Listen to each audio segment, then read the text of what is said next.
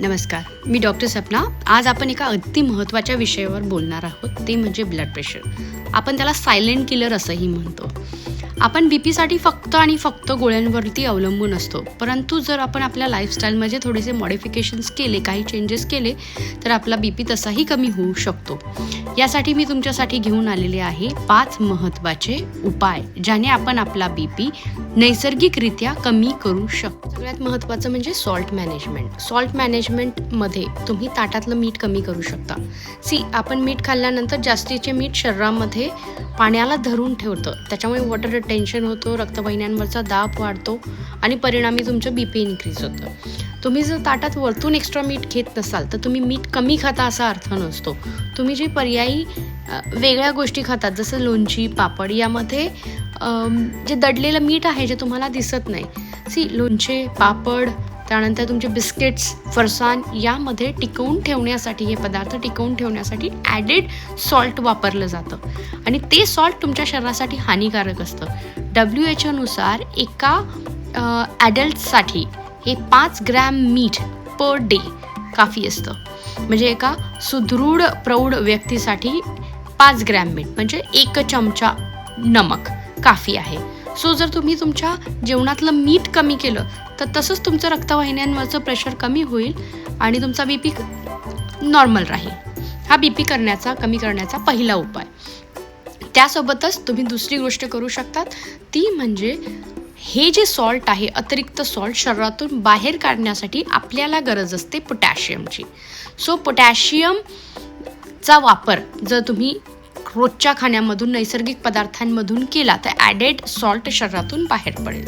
तर त्यामध्ये आपण केळी, संत्री, नारळाचे पाणी अशा गोष्टींचा जर रेग्युलरली वापर केला तर एक्स्ट्रा ॲडेड सॉल्ट आपल्या शरीरातून बाहेर नेण्यासाठी ते मदत करते. जसं मीठ तुमचं बीपी इन्क्रीज करत असतं, तसंच पोटॅशियम तुमचं बीपी कमी करायला हेल्प करत असतं. जर तुम्ही रेग्युलरच्या जेवणामध्ये केळी, पोमोग्रेनेट, स्पिनेच या गोष्टी वाढवल्या तर तेवढाच तुमचा बीपी कमी होण्यासाठी, नैसर्गिकरित्या बीपी कमी करण्यासाठी त्याचा उपयोग होऊ शकतो. Third important thing is 10 minute breathing exercises. जेव्हा तुम्हाला ताण येतो, म्हणजे स्ट्रेस येतो, तेव्हा तुमचा बीपी इन्क्रीज होतो असतो आणि त्यासाठी जर तुम्ही 10 मिनिट सायलेंटली बसून ब्रीदिंग एक्सरसाइजेस केल्या तर तुमची पॅरासिम्पॅथॅटिक नर्वस सिस्टीम ॲक्टिवेट होते आणि दॅट इज द रिझन तुमचा बीपी इमिजिएटली कमी होऊ शकतो. जेव्हाही तुम्हाला खूप स्ट्रेस आला असेल, खूप ताण आला असेल, तर अधिक विचार करून बीपी वाढवण्यापेक्षा प्लीज डू 10 मिनिटाची ब्रीदिंग एक्सरसाइजेस. एक तर तुमचा स्ट्रेस कमी होऊन जाईल, तुमचा बीपीही कमी. चौथा आहे ते म्हणजे daily walking for the 30 minutes.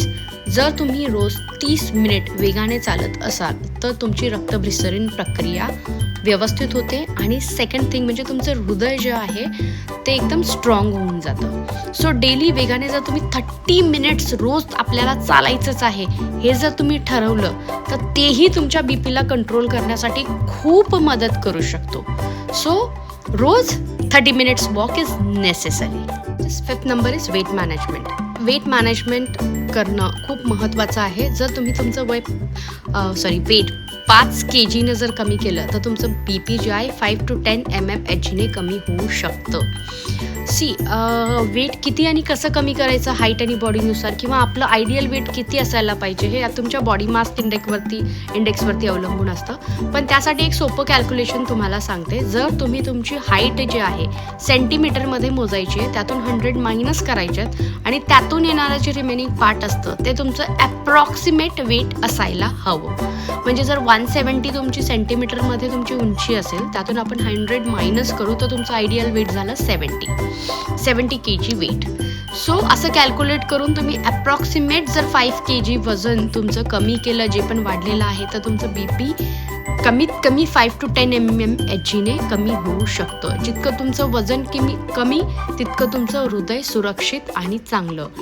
Weight loss करणं हे फक्त तुमच्या चेहऱ्यासाठी, तुमच्या सुंदरतेसाठी चांगलं नाही आहे, तर तुमच्या शरीरासाठी हे तितकंच महत्त्वाचं आहे.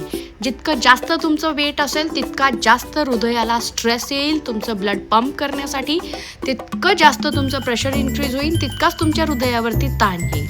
ह्या 5 उपायांना तुम्ही लक्षात ठेवा, कारण हे अगदी छोटेसे उपाय आहेत. जर तुम्ही आता रोज करायला सुरुवात केले तर तुमचं आयुष्य ड्रास्टिकली चेंज होऊ शकतं.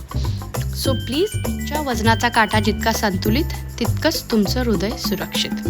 लक्षात ठेवा, बीपीची गोळी घेणं हे जितकं महत्त्वाचं आहे तितकंच या सवयी लावणंही महत्त्वाचं आहे.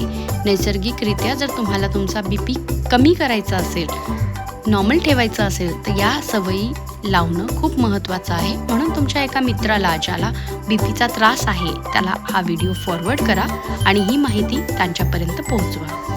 नमस्कार. आनंदी रहा, स्वस्थ रहा.